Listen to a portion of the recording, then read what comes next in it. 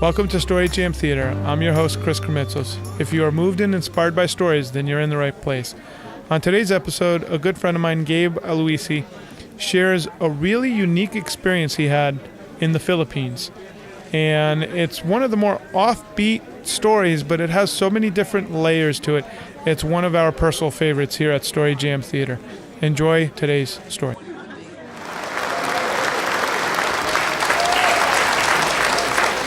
So in 2008, I took a year off. I went to one of the most remote places in the world that I could find. It's called Siquijor.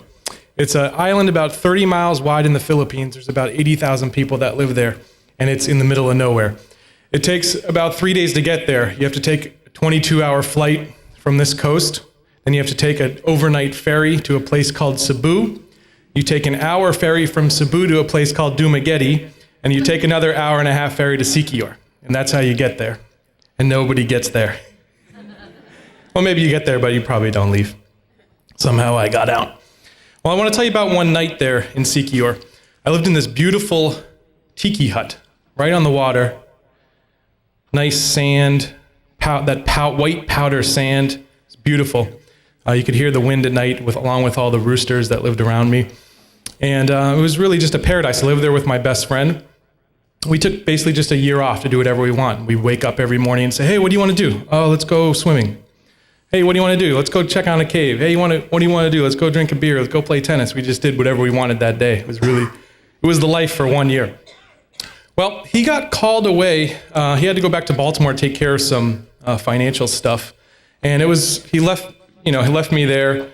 I had a couple friends on the island, but I was really alone. My uncle actually lived on that island, but he had left as well for that time. So the first time I was really alone in this desolate place, basically. Though it was beautiful, it was a real sense of being alone. So the first night I was really, truly alone.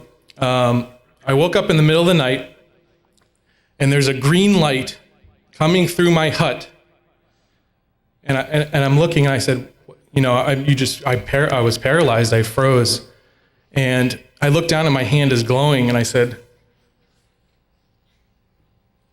this is what it's like to get taken by an alien. I'm getting...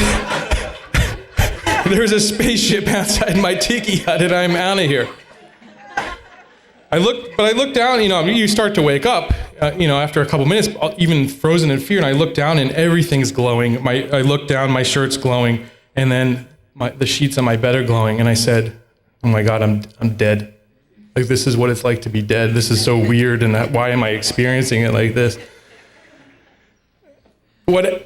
So I look down, and there's a little bug. There's about 10 minutes go by, paralyzed in fear. I look down, there's a little bug on my chest.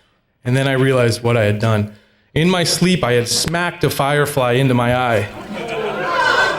And those bioluminescent particles had just lit up everything in my vision. And I was obviously completely alive. It was just out of this world. So I go to I have to go to the bathroom just to, recover from this.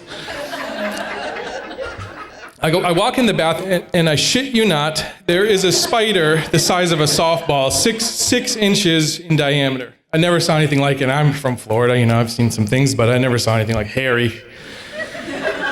And I froze. I don't know what to do. Well, I look over, I'm gonna grab a broom, and there's a roach a cockroach the size of a Cuban cigar, this thing. 4 or 5 inches long. And again, being in Florida, I've seen quite a few roaches in my day, and I never saw anything like this in my life. I said, what a night.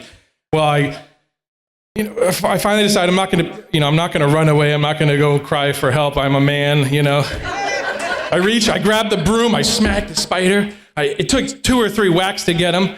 I go and I hit the cockroach. It explodes. You know how those, they explode. It was disgusting, but okay, the night was over. So I go outside. Back then I was a smoker. I sat on my porch and I had a cigarette because I said, I gotta get my head straight from this.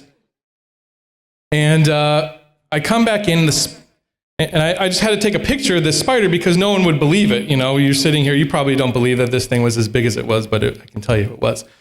I go to take a picture of it, and I walk back in my bathroom. The spider is moving across the floor.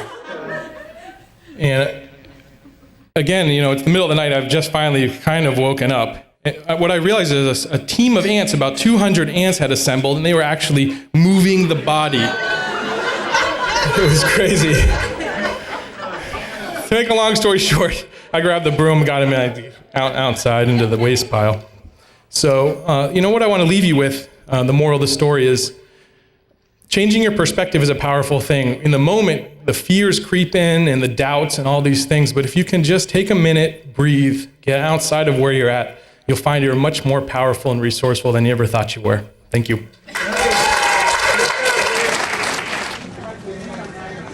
To learn more about our storytellers, go to storyjamtheater.com. Make sure to live a life worth telling, and we'll see you next week.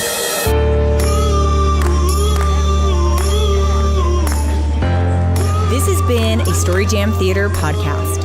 Production support provided by Anthony Kovic of Real Video Production and Stuart Mackey of Mackey Productions. All stories are true as affirmed by the storytellers. Special thanks to the Film Commission of Florida, The Hive, and the Tampa Bay area.